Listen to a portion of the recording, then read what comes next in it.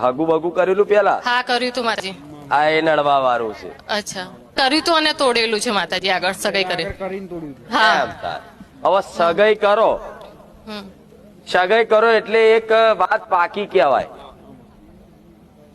સંબંધ એક પાકો કહેવાય, વચન પડ્યું હા કહેવાય. હા હવે એ વચન આલી સગાઈ કરી અને પછી કોઈ કારણોસર સગાઈ તોડી નાખો હા તો તમે દોષ ગુનેગાર કહેવાઓ કે નહીં? હા કહેવાય એ માતાજી. ધર્મની દ્રષ્ટિએ અત્યારે તો સમાજમાં બધું ચાલે છે. હા એક હગાઈ કરીને એક છૂટું કરીને બધી 4 જગ્યાએ લગ્ન કરે, એ અત્યારે બધું સમાજ ચલાવે છે. પણ ધર્મની દ્રષ્ટિએ જોવા જઈએ ને તો આ કાયદેસર ગુનો કહેવાય હા અને એનો દંડ કાયદેસર ભોગવવો પડે હા. એવું કે છે. અને હગાઈ ત્યાં તોડી, હા મેં તોડી હતી માતાજી. સામેવાળાની ઈચ્છા નથી મેં તોડી છે માતાજી. અહીંયા.